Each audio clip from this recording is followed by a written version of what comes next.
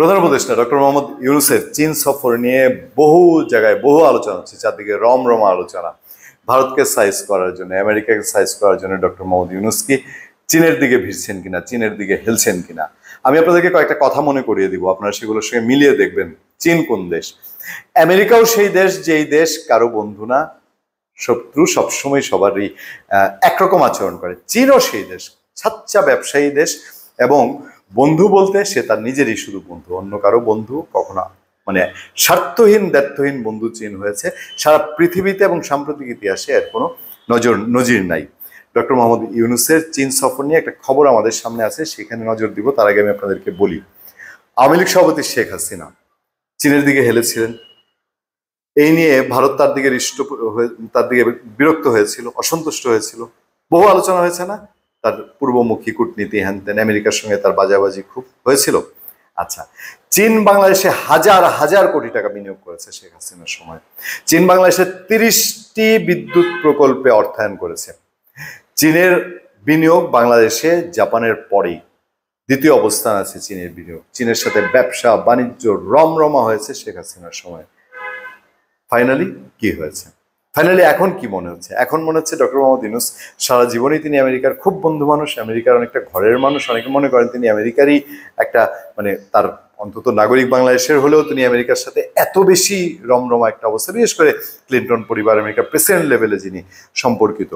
তো সেই মানুষটি এখন হঠাৎ করে চীনের সাথে বলা হচ্ছে যে তার সরকার নাকি চীনের সাথে খুব সম্পর্ক হবে, যেহেতু ভারতের দিকে তিনি ঘিরতে দিতে পারছেন না। ভারতের সঙ্গে ভারতের প্রধানমন্ত্রী তার বৈঠকের আবেদন শোনেন না, এরকমও হয়।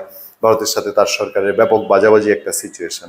তো গেছেন চীনে, তাতে কি ফল হওয়ার আছে আমি জানি না, সফল হোক সেটা প্রত্যাশা করি।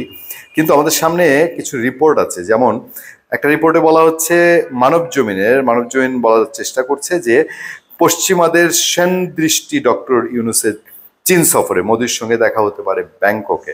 আচ্ছা, রক্তাক্ত অভ্যুত্থানের মধ্য দিয়ে সরকার প্রধানের দায়িত্ব গ্রহণের প্রায় 8 মাসের মাথায় প্রথম দ্বিপক্ষীয় সফরে চীন যাচ্ছেন নোবেল বিজয়ী অর্থনীতিবিদ ডক্টর মোহাম্মদ ইউনূস।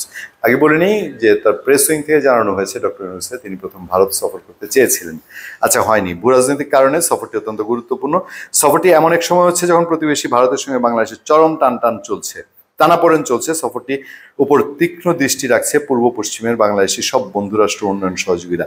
চীন থেকে ফিরেই ব্যাংকক যাবেন ইউনূস। সেই সফরে ভারতের প্রধানমন্ত্রী নরেন্দ্র মোদীর সঙ্গে সাক্ষাৎ হবে তার, সংক্ষিপ্ত সময়ের জন্য একান্ত বৈঠক হতে পারে। এই পর্যন্ত রিপোর্টে আছে। এখন দেখেন, চীন থেকে ডক্টর ইউনূস ফিরবেন। তিনি একটা খণ্ডকালীন সামরিক একটা সরকারের প্রধান, তিনি বাংলাদেশের স্থায়ী কোনো সরকার প্রধান নন। তারপরেও তিনি এই ব্যাপক রকম কূটনৈতিক তৎপরতা চালানোর চেষ্টা করছেন। বাইডেন প্রশাসনের সময় তাদের একটা অবস্থান ছিল আমেরিকার, এখন ট্রাম্প প্রশাসনে তিনি চাপে পড়ে কি চীনের দিকে যাচ্ছেন। সেটা যদি যান তাহলে পরবর্তীতে বাংলাদেশে, এখন তিনি তার ক্ষমতার সময়ের জন্য একটা কমফোর্টেবল জোন খুঁজে নিলেন। পরবর্তী যে নির্বাচিত সরকার আসবে, সেই নির্বাচিত সরকারের জন্য কি বাংলাদেশের কূটনীতি আরো টাফ করে রেখে দিতে চাচ্ছেন? ধন্যবাদ সবাইকে, ভালো থাকবেন, সুস্থ থাকবেন।